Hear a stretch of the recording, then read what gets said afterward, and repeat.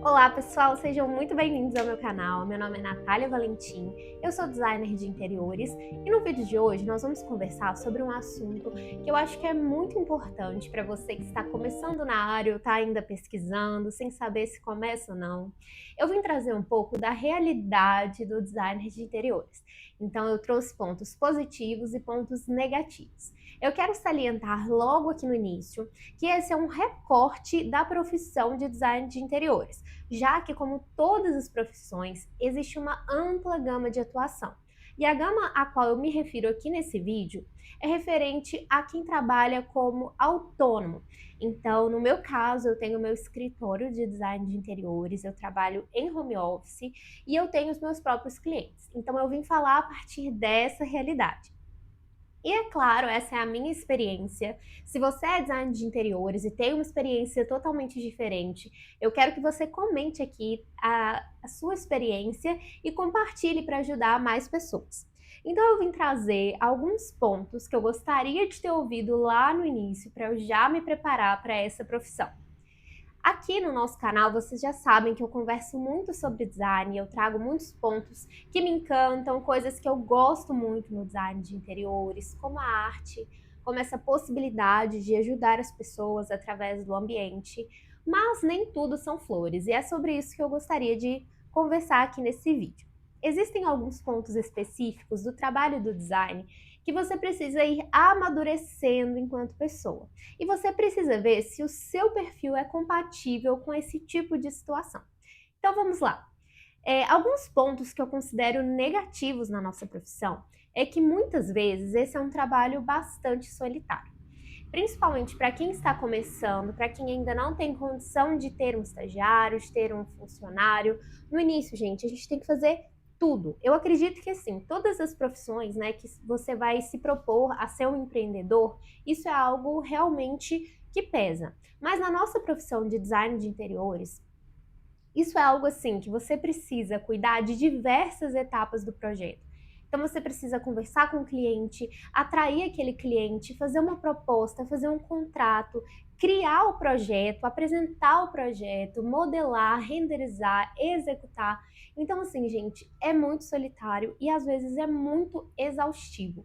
Então isso é algo que no início, né, a gente chega super apaixonado pela profissão, mas se você não souber precificar bem o seu serviço, você acaba ficando frustrado e desmotivado, porque não é só um desenho, não é rápido, não é só uma ideia.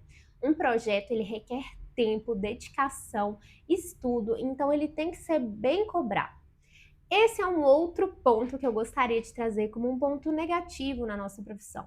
Muitas vezes o nosso trabalho ele é desvalorizado. Sempre vai chegar no seu escritório algum cliente que vai começar a chorar desconto, que vai fazer como se o seu trabalho não fosse tão difícil assim, para que você fizesse um precinho melhor para ele. Ah, eu quero só um desenho, eu quero só uma ideia aqui para minha casa. E para quem trabalha nessa área, sabe que não existe isso, gente, não é só uma ideia. São horas buscando referências, pensando no melhor layout, coloca de um jeito, troca, modifica.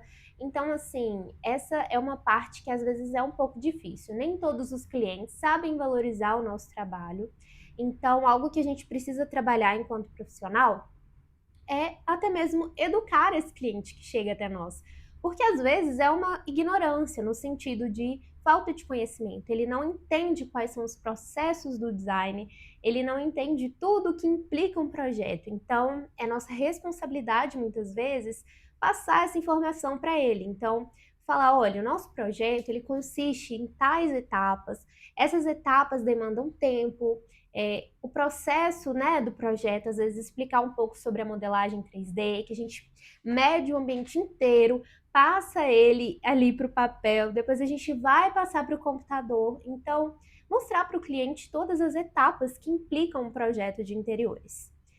Outra coisa que às vezes eu acho um pouco negativa, assim, gente, é trabalhar em home office tem muitas vantagens, mas às vezes a gente fica um pouco isolado do mundo. Então, tem momentos em que a gente tá ali naquele fluxo de trabalho do escritório, trabalhando, e em muitos momentos, muitas semanas, às vezes a gente fica a semana inteira dentro de um quarto, sentado em frente ao computador.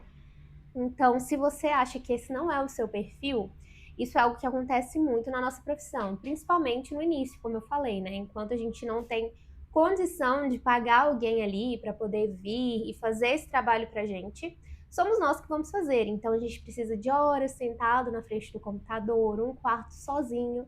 Então, essa é uma parte que às vezes pode ser negativa, sim. E é bom a gente trazer essa realidade, né, para as pessoas que querem começar nessa área. Outro ponto, gente, que eu acho que é negativo é porque às vezes você vai ficar frustrado com seus projetos. Eu explico.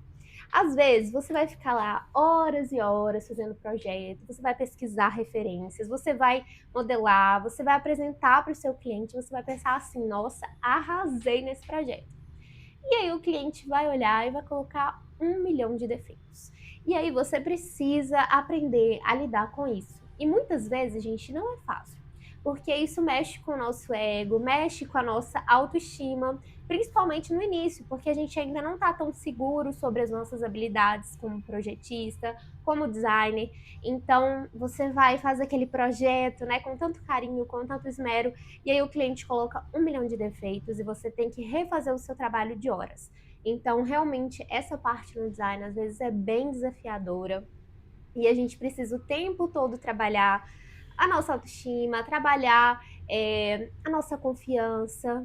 Outra questão que eu acho que às vezes é um pouco desafiadora na nossa profissão é saber se posicionar e saber falar não. Gente, o ser humano, no geral, em todas as profissões, ele precisa desenvolver essas habilidades. Mas na nossa profissão, muitas vezes a gente é testado à prova. Então, assim, gente, o cliente, ele vai tentar fazer de tudo para você fazer coisas que não estão no seu escopo de trabalho. Ele vai tentar forçar aquela barra, entendeu? E aí você precisa trabalhar isso em você, fazer um bom contrato para que você deixe bem claro o que está no seu escopo de trabalho e o que não está. E você vai precisar também pensar no seguinte: às vezes você se posicionar com o seu cliente não significa que você é um profissional ruim, que você não é tão solícito, tão proativo quanto ele precisa, mas significa que você se dá valor, que você dá valor no seu trabalho, no seu tempo. E se esse cliente não compreende isso, ele não é um bom cliente para você e nem as indicações dele. Isso eu aprendi, gente, com muito custo, porque eu pensava assim: ah, se eu falar que não, o cliente vai pensar que eu tô com preguiça, o cliente vai pensar que eu tô com má vontade. Então, assim, gente, existem momentos em que a gente pode flexibilizar algumas coisas, mas somente se isso não for atrapalhar a gente.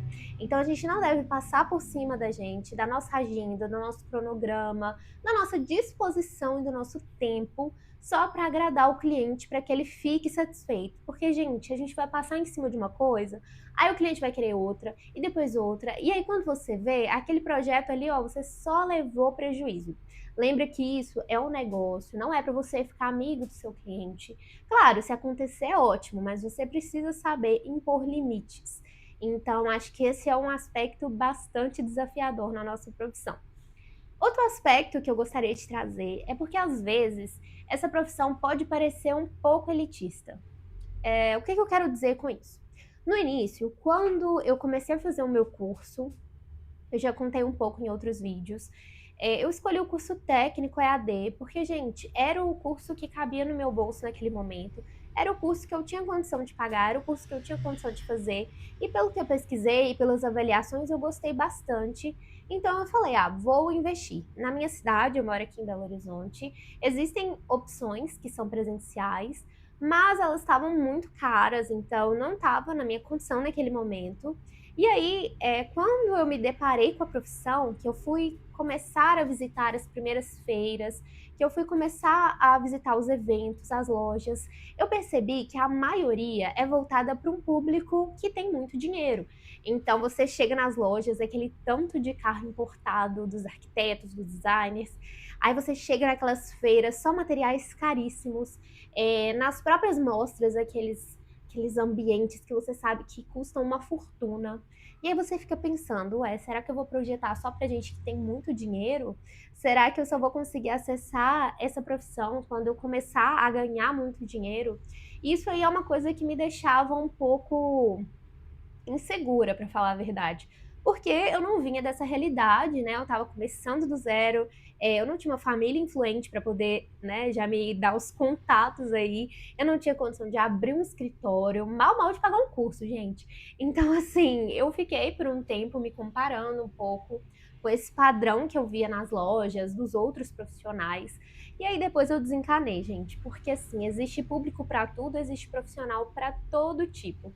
E o tipo de público que eu me conecto, né, que são os meus clientes, são pessoas que querem um design não para ficar na moda, para ficar com a casa que vai impressionar todo mundo, mas um design que tenha sentido, que tenha alma, que tenha propósito.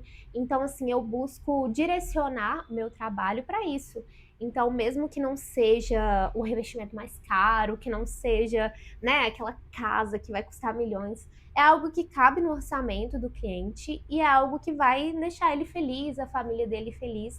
Então, assim, não se compare, não comece a pirar nisso, pensando que para você entrar nessa área você tem que ter influência, tem que ter muito dinheiro. Não, gente, você vai começar com o que você tem e aos poucos você vai melhorando, vai comprando equipamentos melhores. E por falar em equipamento, gente, essa também é uma parte negativa do nosso curso, da nossa profissão. Você não consegue começar a trabalhar sem investir uma graninha aí no equipamento. Por quê? Hoje em dia, o design de interiores trabalha basicamente no computador. Então a gente precisa fazer as modelagens, as renderizações, e para isso você não consegue fazer com um computador ruim. No início, eu lembro quando eu fiz meu primeiro estágio, eu tinha um notebook, gente, eu passava tanta raiva, porque ele travava a todo momento, e eu tinha o tempo lá do estágio, então parecia que eu não estava rendendo nada, mas era o meu computador que travava, eu não conseguia mexer, e eu chorava de raiva. E isso aí também vai acontecer com você, gente. Um dia você vai estar lá fazendo seu projeto, vai travar, vai bugar, você vai perder tudo e vai desesperar. Mas, gente, é a vida, acontece. Então, assim, já prepara aí para fazer um investimento, não só no computador, porque é indicado você ter um bom processador e placa de vídeo, e você também ter você também pagar pelos softwares, né? A maioria dos softwares não são gratuitos. Para quem usa inteligência artificial para renderizar, também paga. Então, assim, não é uma profissão que você chega e vai trabalhar com o que você tem. Você precisa investir em computador. Enfim, gente, já falei vários pontos negativos, espero não ter espantado vocês, mas eu quis trazer um pouco aí da realidade, né, do dia a dia. Mas a nossa profissão também tem muitos pontos positivos. Então, eu acho que um dos pontos principais, que eu acho que é o mais legal, é quando você chegar nessa fase, com certeza você vai gostar também, que é ver a sua ideia na realidade. Gente, uma coisa é você fazer um projeto, você fazer um render legal, mas quando você vê o seu projeto sendo executado, aquela marcenaria linda, aquela bancada do jeitinho que você planejou, a iluminação, isso aí é muito legal, gente. Você vê que é uma coisa que estava ali na sua mente, mas se transformou em realidade, e isso aí é muito recompensador. Além disso, né, ver o nosso cliente satisfeito quando você consegue enviar um projeto e o cliente aprova, fala que gostou, que é aquilo que ele estava esperando, que é aquilo que ele precisava. Isso aí já é muito recompensador também. Outra coisa que eu acho que é muito legal na nossa profissão é porque no início todo mundo começa ruim da modelagem, ruim do render, não tem jeito. E à medida que você vai evoluindo, se você for uma pessoa que gostar de fazer render e modelagem, assim como eu, você vai evoluindo e aí você vai vendo que o seu render tá ficando bem legal, que tá ficando bem parecido com aquilo que um dia você queria alcançar. Gente, isso aí dá uma alegria, uma animada, e eu acho que isso aí vale muito a pena. Você vê a sua evolução, vê os seus primeiros projetos, depois você vê os seus projetos mais atuais, você vê o tanto de conhecimento que você ganhou. Isso aí é muito bacana. Você vai ganhando mais confiança, vai tendo realmente mais repertório, mais informações para tirar as dúvidas do cliente. Então, tudo isso aí agrega demais. Eu acredito, gente, que os pontos principais que eu trouxe, assim, de desafios foram esses. Se você souber de mais desafios, pode colocar aqui nos comentários. Se você tiver alguma dúvida sobre a nossa profissão, quiser, né, mandar alguma mensagem para mim, pode enviar aqui nos comentários ou me mandar lá no Instagram.